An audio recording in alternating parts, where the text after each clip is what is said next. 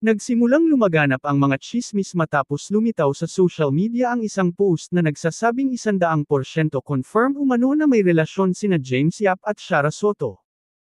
Pag-amin ni Shara Soto, na matagal na ang pinagsamahan nila ni James at nagsimula ito noong panahon pa ng paglalaro ng huli sa koponang Pure Foods.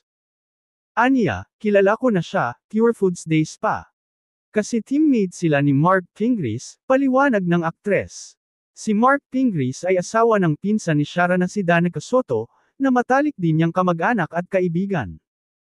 Ayon sa ilang obserbador, may mga pagkakataong nakita raw ang dalawa sa iisang gym, kung saan sila nag-eehersisyo.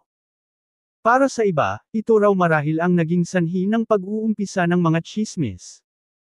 Gayunpaman, wala namang ebidensyang magpapatunay na may espesyal na namamagitan sa dalawa.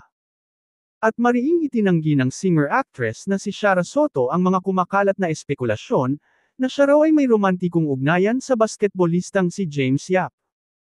Agad namang nilinaw ni Shara ang isyu nang matanong siya ukol dito.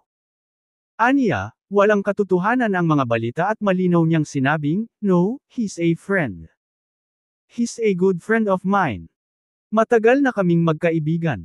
Sa kasalukuyan ay single si Shara, ngunit hindi naman niya isinasara ang pinto sa posibilidad ng pakikipagrelasyon sa hinaharap. Sa ngayon, nakatuon umano ang buong atensyon at oras niya sa pagpapalaki ng kanyang anak na si Crixus. Aniya, talaga namang halos lahat ng oras ko ay ibinubuhos ko sa pagpapalaki ng anak ko. Ikinwento rin ng aktres na aktibo sa sport si Crixus at madalas itong sumasali sa mga paligsahan, kabilang na ang mga kompetisyon sa ibang bansa.